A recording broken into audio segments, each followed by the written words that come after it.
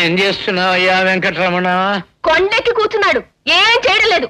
చేస్తే ఈ పాటికి నాకు 25 కొడుకు అందొచ్చుండేవాడు. వాడు నా కొడుకు కదటే సంతానం, నాలాగే మతి మరుపు. పుట్టడం మర్చిపోయి ఉంటాడు. వాడే పుడతాడులే. పుడతాడు పుడతాడు.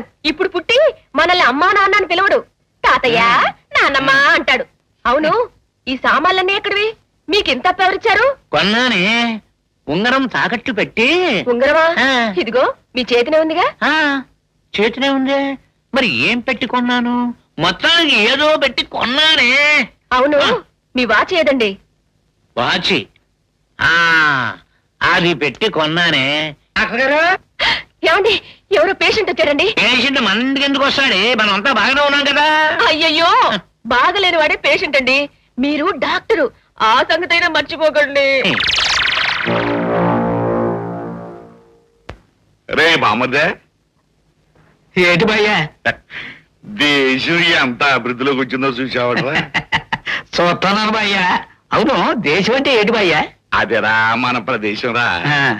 మామూలుగా టపాకాయలు తయారు చేసేవాళ్ళం, నాటు బాంబులు తయారు చేసే వరకు పెరిగిపోయా. ఒక్క నాటు బాంబులు ఏంట్రా, కళ్ళు కొట్లు, సారా కొట్లు, చేపల కొట్లు, క్లబ్బులు, డబ్బులు, అంతా ఆంజనేయుడి దయ్యా. నమస్కారం ప్రెసిడెంట్ గారు. ఎరా, మీ బామ్మద్దుని స్టేషన్ నుంచి ఇడిపించుకొచ్చావా? లేదండి. ఎందుకని? ఎవరో కొత్త ఇన్స్పెక్టర్ వచ్చేటండి. కొత్త ఇన్స్పెక్టరా? రే బామ్మద్దా, ఏంటి భయ్యా? నువ్వు వెళ్ళి పని ఏంటో చూడు. అట్లాగే. పద ఆంజనేయులు. నా పేరు ఆంజనేయులు కాదండి, చిన్నోడండి. అదే ఏదో ఒకటి పద. నమస్కారం ఇన్స్పెక్టర్ గారు.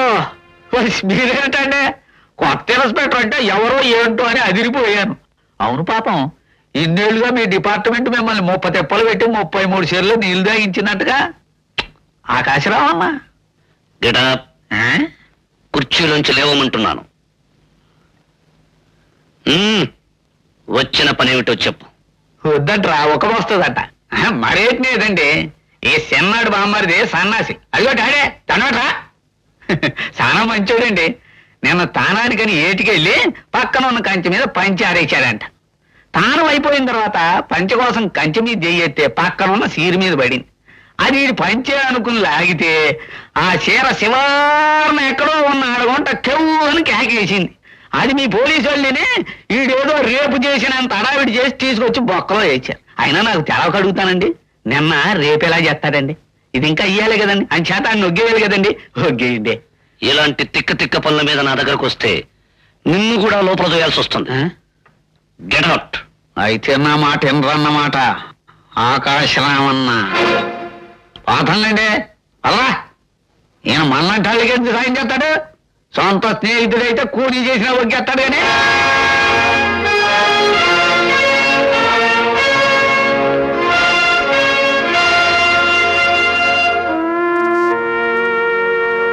రే అంజీ, స్నేహితుడు సాయం చేస్తాడురా, కానీ నువ్వు నాకు తీరని ద్రోహం చేశావు. జీవితంలో పెద్ద మచ్చ మిగిల్చిపోయావు. బట్ వన్ థింగ్, నువ్వు ఎక్కడున్నా ఏం చేస్తున్నా నిన్ను పట్టుకు తిరుగుతాను.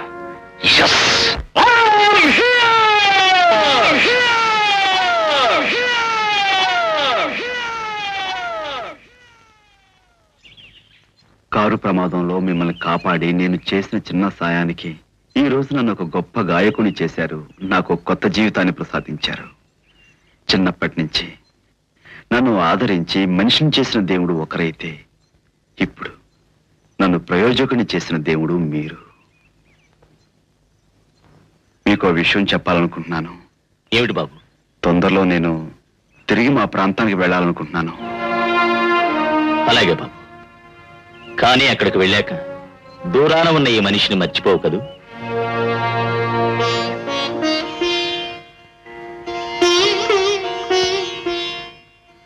ఆ భగవంతుని మర్చిపోయిన రోజునే మిమ్మల్ని మర్చిపోగలుగుతాను. అక్కడ నాకున్న బాధ్యతలు నెరవేర్చడానికి వెళ్తున్నానే కానీ నిజానికి మిమ్మల్ని విడిచి వెళ్ళటానికి నా మనసు ఒప్పుకోవట్లేదు sir. Thank you my son. May Jesus bless you. Thank you. Thank you very much. Mister Mohan, అంతర్జాతీయంగా పేరు ప్రఖ్యాతులు పొందిన డిస్కో కింగ్ మిస్టర్ చక్రవర్తి మారిషస్ నుంచి మన దేశానికి వస్తున్నారు. ఆయన మన ప్రాంతాలకు రావాలనుకోవడం నిజంగా మన అదృష్టం. అంత పలుకుబడి ఉన్న వ్యక్తికి అభిమానులతో పాటు శత్రువులు కూడా ఉండడం సహజం. ఆయన సెక్యూరిటీ బాధ్యత మీకు అప్పచెప్తున్నాను. Be alert. Yes sir.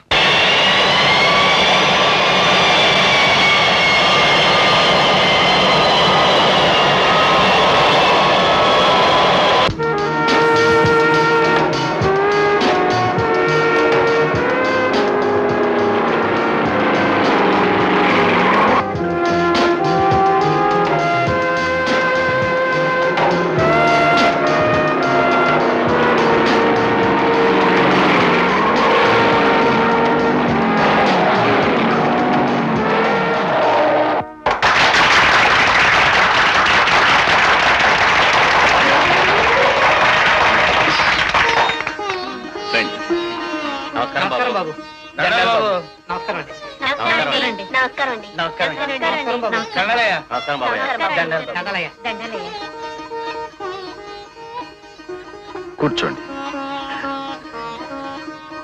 గుప్తదానాలు చేసి ఈ శరణాలయాన్ని పునరుద్ధరించిన మహాదాత శ్రీ చక్రవర్తి గారు ఇప్పుడు స్వామీజీ విగ్రహాన్ని ఆవిష్కరిస్తారు. రండి.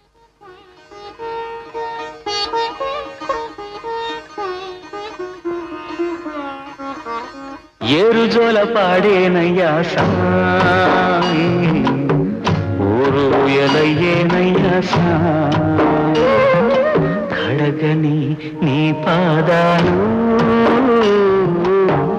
అంజిగారి తీపి కన్నీరు. స్వామీజీ, మీ ఆశయాలు నెరవేర్చే వరకు నన్ను చట్టం నుండి కాపాడండి. మనిషిని నిరూపించుకునే అవకాశం నాకు ఇవ్వండి. తర్వాత నేనే చట్టానికి లొంగిపోతాను.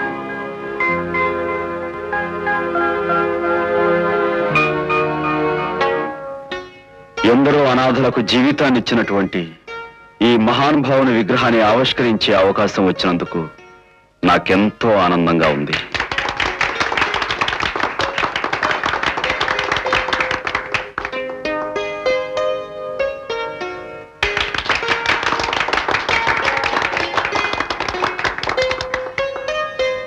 తల్లిదండ్రులు లేని బాధ ఎలాంటిదో నాకు తెలుసు. ఎందుకంటే నేను ఓ అనాథను గనుక. ఈ పసి హృదయాల్లో తాము ఒక అనాథన భావన రానివ్వకుండా చూడాల్సిన బాధ్యత ఉపాధ్యాయులది. రండి సార్, వారిని పరిచయం చేస్తాను. ఈమె గౌరీ. నమస్కారం అండి. నమస్తే. ఈయన రాంప్రసాద్. నమస్కారం సార్. ఈయన సోమరాజు. నమస్తే. ఈమె సరస్వతి. నమస్తే. ఇతను గోపి. నమస్కారం అండి. ఈమె లక్ష్మి. నమస్కారం.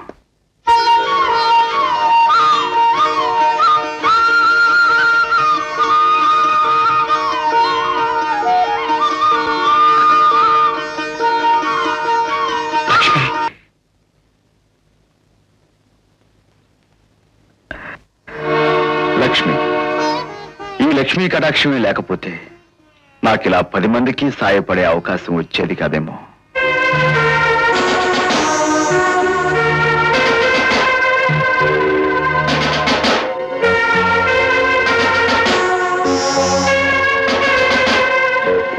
నాకు బస ఎక్కడ ఏర్పాటు చేశారు? జమీందారు గారి కొత్త బంగ్లాలో సార్. మ్మ్. Sir accounts. లక్ష్మి, నేను మోహన్ని ఈ మధ్యనే ఇక్కడ బదిలీ వచ్చాను. అవును, నువ్వు చచ్చిపోలేదు. చావాలని ప్రయత్నించినా ఆ భగవంతుడు నాకు అవకాశం ఇవ్వలేదు. లక్ష్మి, నువ్వు బ్రతుకున్నట్టు తెలిస్తే మీ అన్నయ్య చాలా సంతోషించుండేవాడు. అతన్ని సంతోషంగా ఉండనిచ్చేవారా మీరు? కనిపిస్తే వేడి లేరు. అది ఉద్యోగం లక్ష్మి. కానీ నేను మాట్లాడేది అంజి స్నేహితుడుగా. కానీ ఒక్కటి మాత్రం నిజం లక్ష్మి, ఎప్పటికైనా అంజి పట్టుపడక తప్పదు, చేసిన తప్పుకు శిక్ష అనుభవించక తప్పదు. అది సరే, ఇప్పుడు నువ్వెక్కడుంటున్నావు? ఆత్మహత్య చేసుకోబోయిన నన్ను డాక్టర్ కుచేలరావు గారు కాపాడారు. ఇప్పుడు వారింట్లోనే ఉంటున్నాను.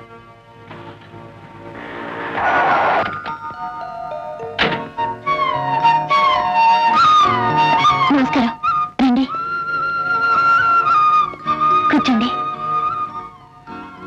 డాక్టర్ గారు బయటికి వెళ్ళారు, ఇప్పుడు వచ్చేస్తారు. ఏమ్మా లక్ష్మి, నన్ను గుర్తుపట్టలేదా? మీరు చక్రవర్తి గారు కదండి? కాదమ్మా,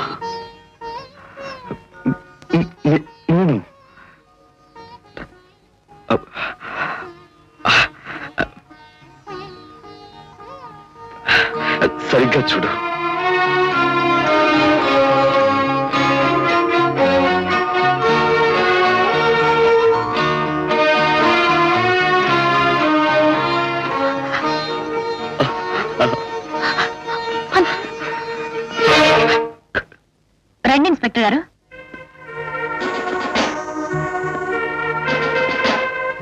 ఓ చక్రవర్తి గారా, గుడ్ ఈవినింగ్ సార్.